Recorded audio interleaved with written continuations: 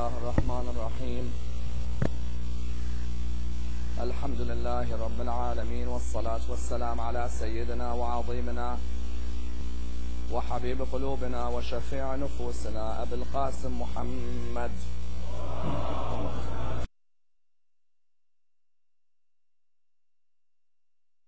أهل بيته الطيبين الطاهرين وأصحابه الغر الميامين. الحمد لله الذي جعلنا من المتمسكين بولاية سيدي ومولاي علي بن أبي طالب. اللهم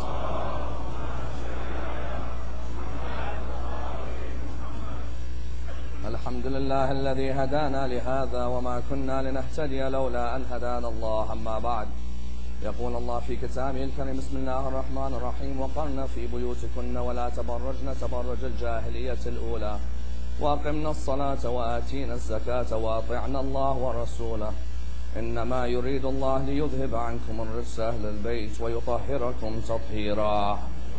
اللهم صل.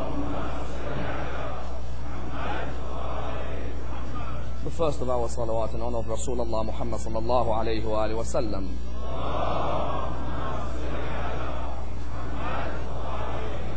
The second in honor of Ammar al-Mu'mineen Ali ibn Abi Talib.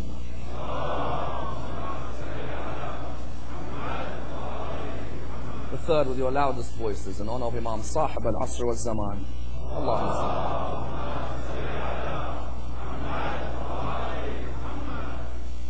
Respected brothers and sisters, Assalamu alaikum wa rahmatullahi wa barakatuh. Ignorance is viewed as one of the spiritual diseases in the Islamic ethical system.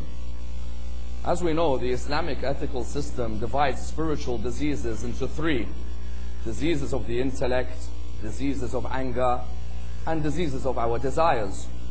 And therefore there is a need to define these diseases in order that we are able to counteract them and ensure that they do not plague our communities.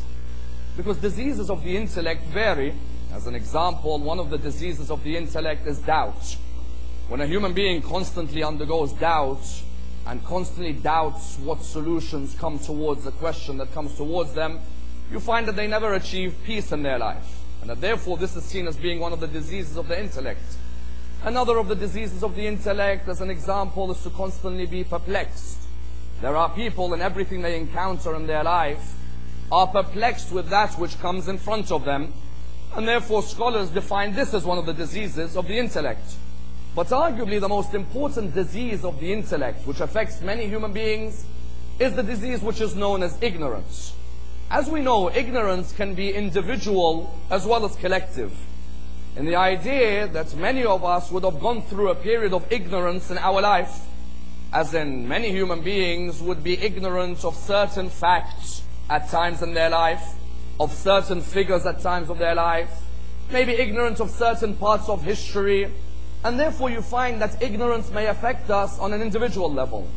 Likewise, ignorance may affect a community, in the idea that when a community is stagnant and simply follows rituals without inquiring as to that which they follow, then you find that that community goes through a phase which is a phase of ignorance. That phase can be seen as being something quite dangerous, and the idea that a community which is plagued by ignorance is one that may have members who despise each other, may hate each other, may be jealous of each other, may be envious of each other. And therefore the religion of Islam sought to come forward in order to define this disease of ignorance, as well as to look at the different types of ignorance, and then offer a cure for those who are going through a period of ignorance. Because we find Ammar al-Mu'mineen in a quite beautiful line stating that our enemies are not the Christians and the Jews. Our enemy is our own ignorance. And the idea that many times we look for enemies outside, whereas the reality sometimes may be that the ignorance is from within. Therefore, when Islam came to define ignorance, it defined it with the Arabic word jahil. Because when a person who is an individual is ignorant, they refer to him as a jahil. If it's a collective period of ignorance, they refer to it as jahiliyyah. When there is a community where ignorance has gone deep, or a period of time which has plagued the thoughts of people, then they refer to that period as a period of jahiliyyah. And that's why within Islamic thought, ignorance is divided into two. Jahal basit wa jahal murakkab. What is the difference? Jahal basit is the jahal which is termed in the English language as simple ignorance. And that is what can affect many of us. And the idea that many of us may have a speciality in one field, but we are not so good in others. You may find many mathematicians who are not great historians, or many scientists who aren't so great in literature. Ignorance in the simple level is when a person acknowledges that they do not know every fact and figure. When a human being acknowledges that there are certain areas in my life which I am ignorant of. That's why we oppose the idea that ignorance is bliss. There is an idea that ignorance is bliss. Islam says no. Islam says the moment you recognize there is an area of your life where you have a certain ignorance, work on it. Stay studying it. So that area is removed from your life. You find, for example, some people admit that we are not so good with Islamic history, or we are not so good with jurisprudence. Very good. Simple ignorance is when you admit it. But then the idea isn't that ignorance is bliss. No, then the idea is that a person endeavors to work on those areas, that areas where I know I am not so bright in, or not so knowledgeable in, are areas that I have to work on. That's why Confucius used to say that real knowledge is knowing the extent of one's ignorance. And it's quite a beautiful line. Real knowledge isn't how many facts and figures you know. Real knowledge is when you know the extent of one's ignorance. When you know the extent of the areas which you're ignorant in, the idea is to look and work on those areas. Therefore, within the Arabic language, this was termed as jahal basir, simple ignorance, and that which affects many. Then there is a second type of ignorance which is much more dangerous than that, and that is called jahal murakkab. Jahal murakkab means compound ignorance. That's when you know you are ignorant of an area, but you are not willing to admit it. And that you find affecting many people whose ego does not allow them to lose an argument when they take part in it. They know that they don't know, but they come forward by saying that there's no way I'll allow you to defeat me in such a discussion. When you tell them, but you are lacking knowledge in this area, they say, no, my knowledge is sufficient to let me live my life. I don't need anybody to tell me that which I know and that which I don't know. And that type of person is an arrogant human being. Why? Because that type of person is the type of person who has not recognized that humility and wisdom is to say that I do not know. Humility and wisdom is to say I do not know, because there is not a single human being to have ever existed who can say that I know everything about this world. Apart from the Creator, nobody can say this. Yet compound ignorance is the idea that ignorance has become like a rock on that person. And that when you come and tell them you do not know, they say to you, how dare you tell me that which I do not know. That's why Amir al-Mu'mineen, Ali ibn Abi Talib, salawatullah wa salamu alayhi, Allahumma salam, in Nahj al-Balagha divides the human being's knowledge and ignorance into four. Listen to the words of the peak of eloquence. What does he say? He says, there are those who know and know that they know. And there are those who know but don't know that they know. And there are those who don't know and know that they don't know. And there are those who don't know and don't know that they don't know. When you see this man, you understand why the pride is there that we follow him. Because here you are talking of a human being on a completely different league to any of those who walked around him. How you divided humanity into those four is quite remarkable. There are those who know and know that they know, as in he studied every area of jurisprudence, every area of narration, every area of the Arabic language. When he tells you, I know my rulings, don't come and say, but to me it doesn't make sense. That person knows and knows that he knows, and has the confidence to say, ask me before you lose me. I know the secrets of the heavens more than the secrets of the earth. Then you have a second group of people who are those who know but don't know that they know. And that affects many of our communities. And the idea that we have many bright personalities. We have many people who are knowledgeable, many who are gifted. Yet when you tell them, come and teach what you know, they reply by saying, no, I'm not a scholar. No one said that you're a scholar. You have a certain amount of knowledge, disseminate that knowledge, help others who maybe have not read that which you've read. For example, if you have a small amount of knowledge, you may be able to teach the 6-year-olds on a Saturday or a Sunday school. You may be able to teach the 12-year-olds. You know, but you don't know that you know. And the idea that you have the knowledge, but why don't you use that knowledge and admit it and serve the community? Then you have a third group of people who don't know and know that they don't know. They come forward and they admit that, look, I do not know and I recognize that I do not know. The sincere of them will straight away say that I will try to work on gaining knowledge. As in beautifully a line comes forward from Franklin when he said that the shame isn't being ignorant. The shame is not wanting to learn. There is no harm in someone being ignorant. The harm is when someone has no interest in learning. That's the type of people you fear. But the fourth group of people are the hardest to deal with. And if they plague a community, then it becomes a roller coaster ride. Like who? Those who don't know and don't know that they don't know. Martin Luther King used to say, the most dangerous thing that can come to a society is what? Is conscientious ignorance and what? Sincere ignorance and conscientious stupidity. And the idea that there are some people, unfortunately, they come forward with an ignorance where they don't know and don't know that they don't know. You come and tell him your ways are wrong. He'll say to you, who are you to tell me? You'll come and tell him that this doesn't accept within the Sharia. Who are you to say that to me? And therefore you find that fourth group of people, when they surround the society, that society is called a society of Jahiliyyah. That's why when historians discuss the period before our holy prophet announced his prophethood, what do they call that period? Jahiliyyah. The reason they call that period Jahiliyyah is because of the fact that it was a period of people who don't know and don't know that they don't know. They thought that their ways were right. Nobody can discuss their ways with them. They were always on the truth. And one thing those ignorant people never like is being told of change to the status quo. They are happy sitting in their positions. Don't change their position. The moment someone comes to try and tell them reform, they turn around and say, who are you to tell us?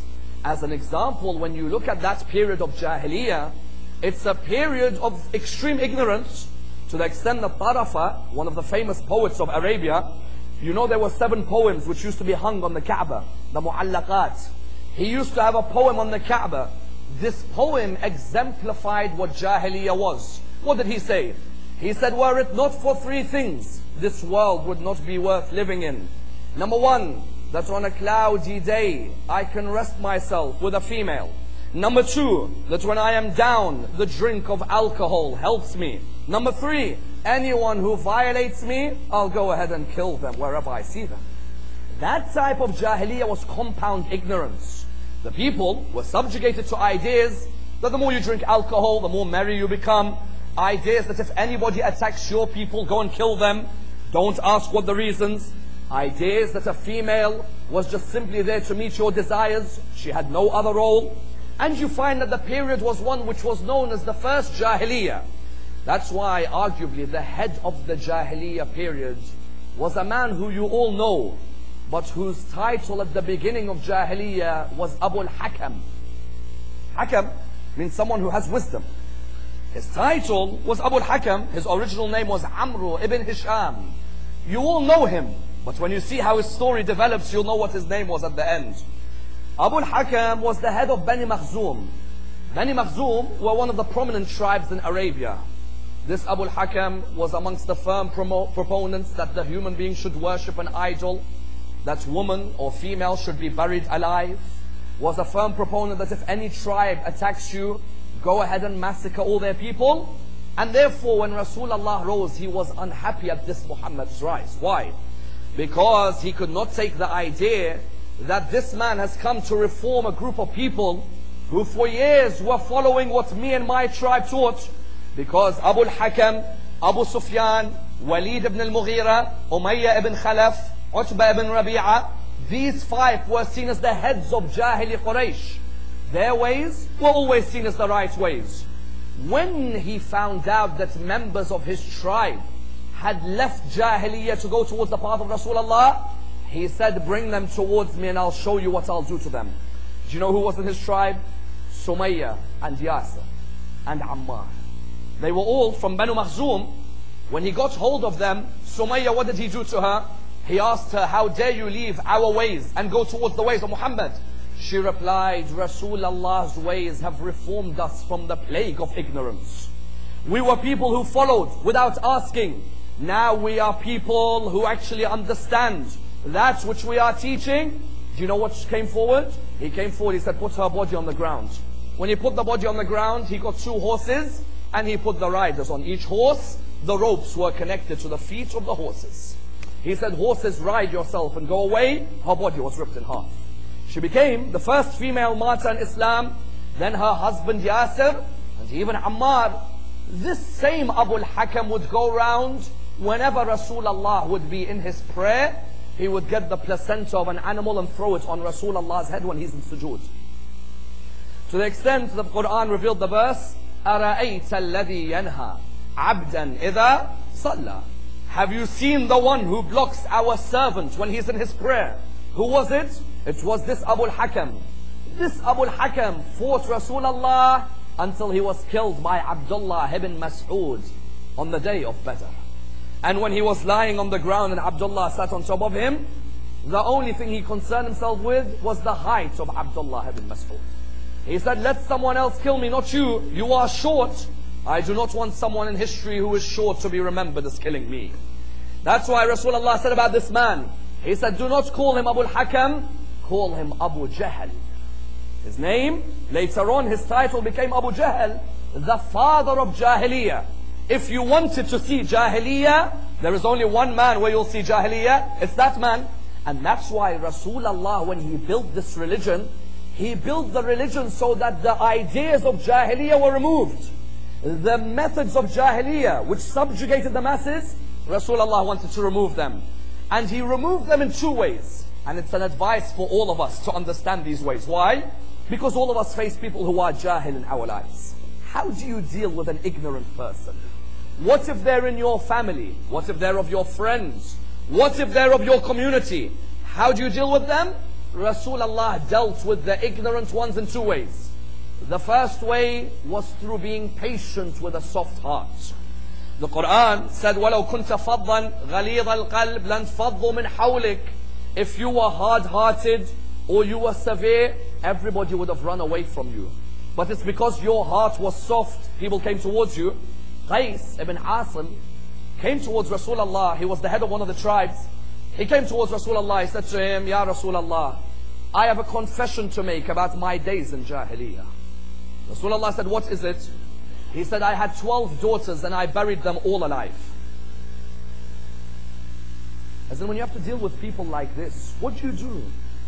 Normally the heart, when it hurts about one death, it cannot take it. 12 daughters, I buried them all alive. He said to him, well, these things were of the past. He said, no, there was a 13th daughter who my wife told me was a stillborn. My wife told me she's a stillborn. I thought that she had died. Until later on, I would see this girl who's in the neighbor's house who resembled my wife. As she was growing up, I could see a similarity.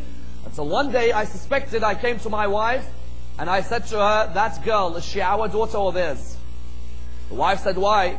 He said, because look at all their children. She seems different from the rest of them. And she seems like she's got more towards our complexion. She said to him, I have to admit to you that yes, that is our daughter.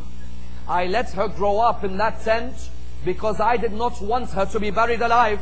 I wanted her to live a life, to have a happy life, like a female deserves. He said, Ya Rasulullah, I took the girl one day when her mother didn't see her. She was crying. But I took her. I said to her, come with me. She said, where are we going? He said, just come with me. He said, I took a spade with me. He said, when I took her the spade, I brought her on the desert land and I hit her head straight away and I killed her. When Rasulullah heard this, sometimes if you hear a jahil speak to you, you may reply by saying, how dare you say this? Get out. Don't ever speak to me again. No. Not Rasulullah, nor the followers of Rasulullah. If the followers of Rasulullah behave in this way, don't say, I'm a follower of Rasulullah. Rasulullah, what did he say to him? He said to him, as for the remainder of your life, it's going to be a hard life. You will not get away with this in this world. But what you can do, for every daughter that you killed, sell a slave or free a slave on behalf of those daughters. Here Rasulullah opened for him an avenue. Even though this man, because of the days of Jahiliyyah, before he became a Muslim, that was the lifestyle they were living. That's why the Quran, the second way Rasulullah dealt with the Jahils, you know what he did? Quran says in Surah 25, verse 63, وَإِذَا خَاطَبَهُمُ الْجَاهِلُونَ قَالُوا سَلَامًا. When the Jahilun come and approach them, what do they say? They say peace to them. How many times have you had people who argue or discuss with you, and you're looking at them and you're thinking, I don't think you've read a single book in your life. All you are doing, logically this, intellectually this, in my opinion this. Okay, have you read the sources we're discussing? As in every science has a source. No, I've not read any of the sources. So how do you come with a conclusion? These types of people, when they talk with you like that, say to them, peace. You have your opinion, I have mine. Because when a jahil comes with ignorance, when they talk with you, don't reply by abusing them. Don't reply by being arrogant with them. Just say peace. Because if we continue this discussion, it might get overheated. And we don't want Muslim discussions like that. That was the method he employed. That's why I remember Al-Ma'mun narrates a quite beautiful incident regarding this verse. إِذَا خَاطَبَهُمُ الْجَاهِلُونَ قَالُوا سَلَامًا. What an incident. Mahdi al-Abbasi, the Khalifa of Banu Abbas, had a son by the name of Ibrahim. Ibrahim used to despise Ali ibn Abi Talib.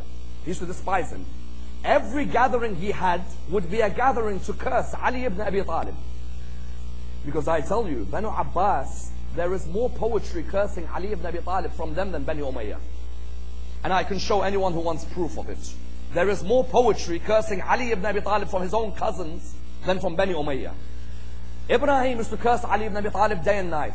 Al-Ma'mun says, one day Ibrahim came towards me and he said to me, you wouldn't believe what dream I saw last night. Al-Ma'mun said, what did you see? He said, I was walking towards a bridge and I saw Ali ibn Abi Talib near the bridge. He said, so what happened? He said, Ali ibn Abi Talib was saying to me, you go ahead of me.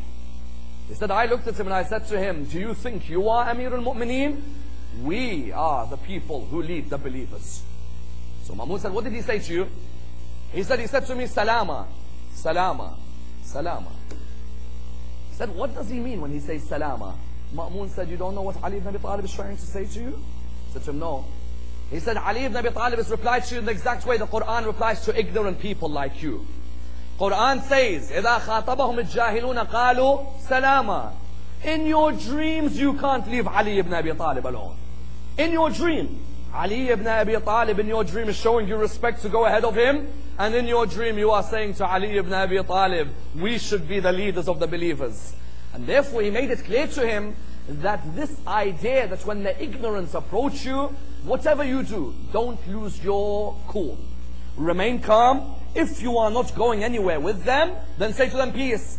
That's why one thing we must bear in mind is that our scales of who is ignorant is sometimes a scale which is very wrong. In our communities, we look more at the appearance than the heart. And that's a problem. Sometimes you find some people, if he sees someone with a long beard, automatically he's religious. And if he's someone without a beard, he's definitely not religious. If he sees someone trendy with the latest clothing, he's no way religious. If he sees someone with clothing from the last 20 years, he's definitely religious. If he sees someone with a haircut which is modern, he's not religious. If he sees someone with a haircut where you're looking at him and thinking, what happened? He is definitely religious. And so what you find, our scales sometimes about ignorance are wrong. And because of these scales, we push people away. On this idea of the length of the beard, Al-Ma'mun, again, Al-Ma'mun was one day sitting with Jahil. Jahil is one of the greatest udaba, people of literature in Arabian history. Jahil of Baghdad, nobody comes near him when it comes to bell letters. It's narrated, Jahil was sitting with Ma'mun. Ma'mun wanted to show that, look, and I'll tell you, when you read the life of Ma'mun al-Abbasi, there are anecdotes which are unbelievable. As in, he didn't just become Khalifa for no reason. There is a skill towards him. He was sitting with Jahil. He said, Jahil, don't you think sometimes we are ignorant in the way we judge people? He said, how? He said, what do you believe about people with long beards? He said, Jahil said, people with long beards are definitely knowledgeable and intelligent. Ma'mun said, I guarantee you, not everybody with a long beard is knowledgeable and intelligent and religious. There are some people who may have shorter beards, but they are more intelligent than those with the long. Jahab said, no. When a person grows a long beard, it shows they are religious and knowledgeable. Ma'mun said, we'll test it out on the next person who walks in. Because sometimes the scales, brothers and sisters, if you could please move forward. Sallu ala Muhammad wa ali Muhammad. Please come towards the front. Come closer. There is some space here. Please come here, so I don't make another announcement. Please come. He said to him, we'll test it out. He said to him, we'll test it out. We'll test out who's got the right opinion. I believe that people with the long beard, they're not necessarily knowledgeable. Jahab said, no, I believe those with a long beard are definitely. He said, we'll test it out on the next person who walks in. The next person who walked in had a long beard. When he entered, at this moment, Ma'mun said, come here next to me. So he came. When he came here next to him, Ma'mun said to him, what's your name? He said, my name is Abu Mahdawayh. He said, what's your title? He said, Ali. Ma'mun said, I asked him for his name, he gave me his title. And I asked him for the title, he gave me the name. He said to him, what's your name? He said, Abu Mahdawayh. What's your title? Ali. So then Ma'mun said to him, I'd like to ask you a fiqh question. He said, go ahead, I'm ready to answer. He said, a purchaser bought a sheep from this seller. When he bought the sheep, he didn't pay the money. He took the sheep and he said, later on, I'll pay the money. He said that sheep which he had bought, that sheep unfortunately had an upset stomach. So it excreted out what was in the stomach on the eyes of someone who was near the ground. That person's eye, he lost his eyesight and became blind. The blood money, who has to pay it? The purchaser or the seller? The person looked at him and he said, the seller. He said to him, how? He said, because it's the seller's fault. He said, how? He said, because the seller didn't tell the purchaser that in the sheep there is a catapult machine. And that, when a sheep gets angry, it lets out stones on anyone who's near it. Ma'mun said, look at that answer. He said, what do you mean? He said, you think there's a catapult inside a sheep? He said, yes. Then what are those things which come out other than stones? Ma'mun looked at Jahad and he said, Jahad, do you see how wrong we are when we make judgments about who's ignorant and who's not? This person believes there's actually a machine mechanism in the sheep. He believes there is something inside the sheep which shoots at people who it doesn't like. You look at him and you think he's knowledgeable. Likewise, sometimes you may look at someone who you think is ignorant. They can take you to the river and bring you back thirsty. They are more knowledgeable than meets the eye. Look at an example of someone like Bahlul. When you look at Bahlul, if you saw him riding around in the broomstick, running across the palaces, would you think he's got any knowledge? Would you think he's intelligent? But the human isn't to judge. The human being isn't to come and judge someone on facial appearance. Actions speak much louder than the words. That's why Bahlul one day showed Harun al-Rashid what exactly is the meaning of intelligence, even though he was doing it in an ignorant way. Bahlul came to Harun al-Rashid. He said to him, Harun, can you give me the keys to the prisons of Baghdad? He said to him, why? He said, just give it to me. He was running around while he was asking him. Harun said, why do you want the keys? He said, just give them to me. A few hours later, a messenger came to Harun al-Rashid and said to him that, oh Harun, there's a problem. He said, what is it? He said, all the prisoners have been released. He said, what do you mean? He said, did you give Bahlul the keys? He said, yes. He said, well, Bahlul's gone to the prisons and he's released everybody. He said, where is he now? He said, he's sitting at the graveyard crying. Harun al-Rashid went towards the graveyard and saw Bahlul crying and crying and crying. At that moment, Harun al-Rashid looked at him and he said, Bahlul, what happened? He said, I released everyone from the prisons and now, I know I've done something wrong. I'm sorry. Would you forgive me? What is the way you'd forgive me?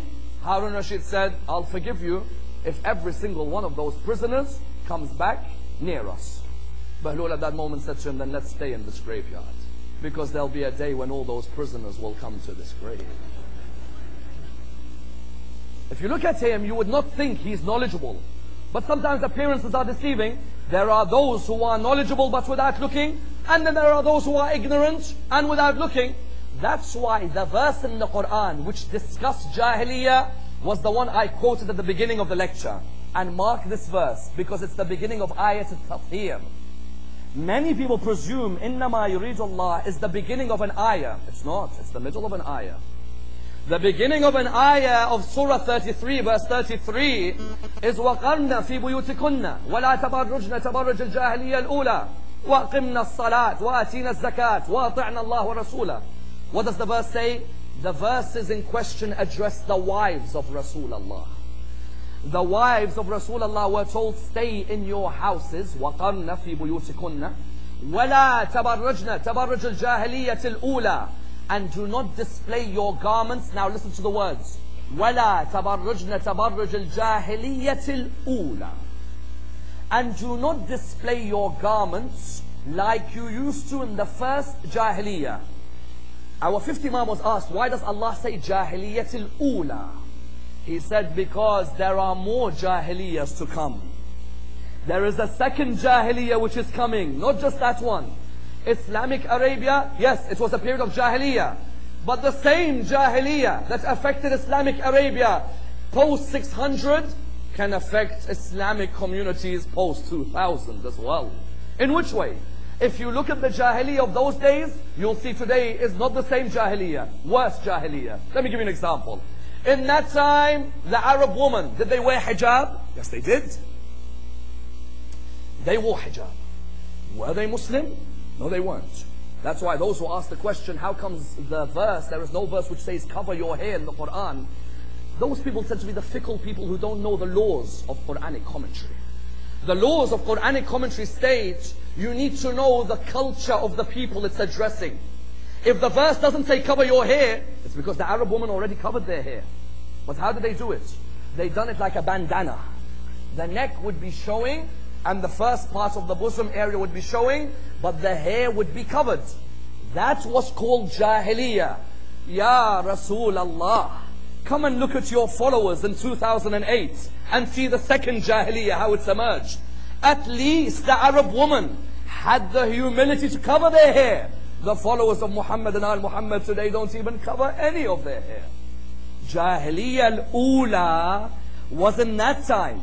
Imam al-Baqir said, Allah said Jahiliyyah al-Ula because there's a Thaniya, there's a Thalitha, there's a Rab'a. There are more Jahiliyyahs to come.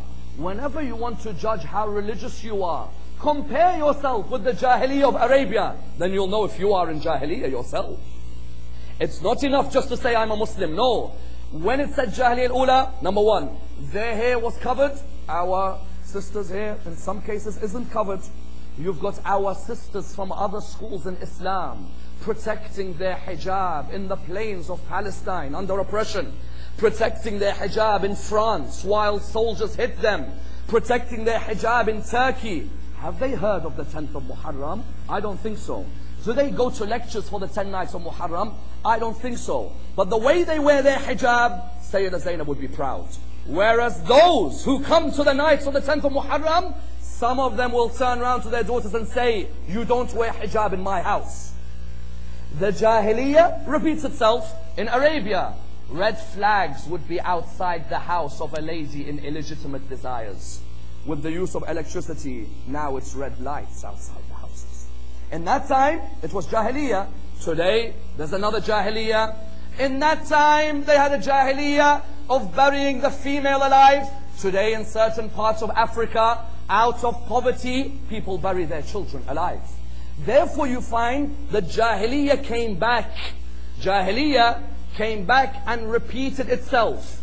The Jahiliyyah that we thought had gone was still with us. And there was a repetition which occurred with the people. And that's why you find when you come to this area of the Jahiliyyah repeating itself, you come to the understanding that Imam al-Baqir wants to portray. The understanding that beware that Jahiliyyah doesn't affect your community. When you look at how Arabia was, then judge for yourself how your community is. That's why the verse didn't stop there. The verse then went on to say what? The verse said, وَقَرْنَ فِي بُيُوتِكُنَّ وَلَا تَبَرَّجْنَ تَبَرُّجَ الْجَاهِلِيَّةِ الْأُولَى وَأَقِمْنَا الصَّلَاةَ وَآتِينَا الزَّكَاةَ وَأَطِعْنَا اللَّهَ وَرَسُولَهُ. Then it said, إِنَّمَا يُرِيدُ اللَّهُ لِيُذْهِبَ عَنْكُمُ الرِّجْسَ أَهْلَ الْبَيْتِ وَيُطَهِّرَكُمْ تَطْهِيرًا.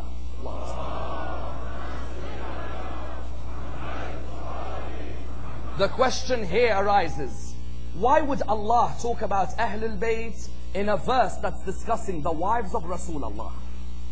Because you know there are many who come forward and say, Ahl al-Bayt isn't just Muhammad, Ali, Fatima, Hassan and Hussein. No. The whole verse talks about the wives, then the verse comes forward and does what? Then the verse comes forward and starts discussing whom? It starts discussing the family. They say, therefore, Ahl al-Bayt is Muhammad, Ali, Fatima, Hassan, Hussein, Khadija, Maryam, Zainab, Aisha, Hafsa, and so on. This question has been posed in many debates. That many of the followers of Ahl al-Bayt think إِنَّمَا يُرِيدُ اللَّهِ is a verse by itself. It's not. And you have to be careful of this. You must know how to answer those who raise this issue. What is the answer? Does إِنَّمَا يُرِيدُ اللَّهِ refer only to Al Muhammad? Or does it also refer to the wives? It refers only to the Al Muhammad. Why? Because the first part of the verse speaks in the feminine only. Listen to the wording. وَقَرْنَ Noon. It's all feminine. في بيوتكن ولا تبرجن تبرج الجاهلية الأولى وأقمنا الصلاة وآتينا الزكاة وأطعنا الله ورسوله. It's speaking in the feminine, in the feminine, in the feminine. Then when it moves to ayat al-tathhir, it begins إنما يريد الله ليذهب عنكم. Had it been in the feminine, إنما يريد الله ليذهب عنكن, it would have continued in the feminine. But no, it's moved on. إنما يريد الله ليذهب عنكم الرجس أهل البيت ويطهركم تطهيرا. Here the idea was what? In the first part of the verse, it was all feminine. Then Allah changes the grammar of the verse into the masculine. Someone will reply back and say what? Someone will reply back and say, okay, it's changed into the masculine. But in Arabic grammar, the masculine still means the feminine is included. Therefore, Muhammad, Ali, Hassan and Hussein, and Fatima, Khadija and the other wives. Then you go to the ahadith in the books of our brothers. When you go to the ahadith in the books of our brothers, what does it say? The ahadith come forward and say that in Sahih Muslim, in the book which is known as Fada'il al-Sahaba, the merits of the Sahaba, in Sahih Muslim, it says this verse, the narration is from Aisha, that there was a black cloth from the camel hair known as the kisa, hence hadith al-kisa, where Rasulullah gathered Fatima al-Zahra, he gathered Imam Hassan, gathered Imam al-Hussein, gathered Amir al-Mu'mineen. Then the verse was revealed, إِنَّمَا يُرِيدُ اللَّهِ لِيُذْهِبَ عَنْكُمْ. Then in another narration, in the Sahih of Tirmidhi, it's narrated, Salama goes further. She says, Rasulullah gathered them in my house. And that when he gathered them, I came to Rasulullah. I said, Ya Rasulullah, can I join with these 5? And the reply was, you are good, but this is reserved for these 5. Notice, the idea here is that Allah says, إِنَّمَا يُرِيدُ اللَّهِ لِيُذْهِبَ عَنْكُمْ. Allah wants to keep away from you. Some translations in English say what? Allah wants to remove from you. Remove is wrong. Why? You remove that which is attached. Sin never attached Al Muhammad. Jahiliyyah never attached Al Muhammad. Therefore the translation of the verse is not Allah wants to remove away from you all uncleanliness. No. Allah wants to keep away from you all uncleanliness. That's why when you refer to Aba Abdullah, what do you say? Ya Aba Abdullah, ashhadu annaka kunta nuran fil aslab al-shamikha wal arham al-mutahhara lam tunajjiska. Jahiliyyah would never have touched Aba Abdullah. لم تنجسك الجاهلية بأنجاسها ولم تلبسك من مدلهمات ثيابها. Jahiliyyah would never come near Aba Abdullah. Why? Because he was brought up in the house of infallibility, in the house of people who were error-free, those who were purified by the grace of Allah subhanahu wa ta'ala. When Aba Abdullah rose on the 10th of Muharram, do you know why he rose? He rose against Jahiliyyah. How? Because the man who he rose against was the very embodiment of Jahiliyyah. The same Aba Abdullah, his father had fought in Badr against whom? Against the grandfather of the man he fought in Karbala. It wasn't a war between Hashim and Umayyah. It was a war between Islam and Jahiliyyah. That's the war. That's why, how do you prove that it was a war against Jahiliyyah? You can prove it in 3 different ways. And this is vital for us to understand. The first way to prove that Karbala was a war against Jahiliyyah built by Bani Umayyah was the poetry of Yazid ibn Muawiyah around Karbala. ليت أشياخي ببدر شهدوا جزع الخزرج من وقع الأسل لا أهلوا واستهلوا فرحا ثم قالوا يا يزيد لا تشل لعبت هاشم بالملك فلا خبر جاء ولا وحي نزل. Listen to his words, how he views Karbala. He says, I wish my ancestors from Badr were present to see that which I have now committed. They would have raised happiness and they would have raised the cries and they would have said, Yazid, don't stop that which you're doing. Hashim played with the kingdom. There was no revelation and there was no religion.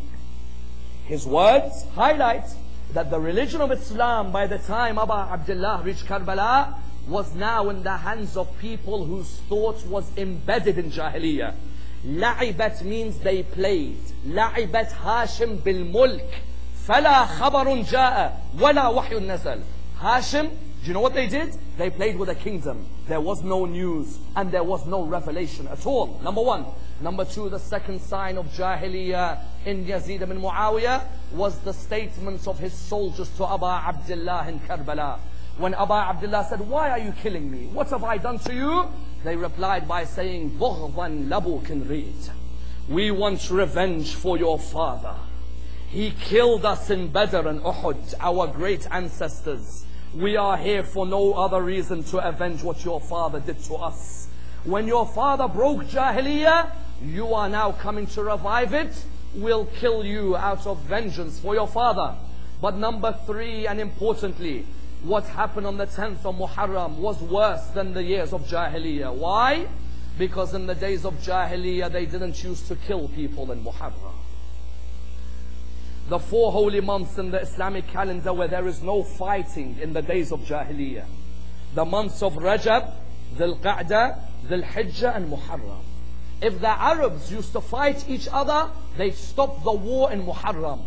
They'd stop the war in Rajab. They'd stop the war in Dhul Qa'dah and Dhul Hijjah. Do you know why? Because they'd say maybe this is a period where we can find peace.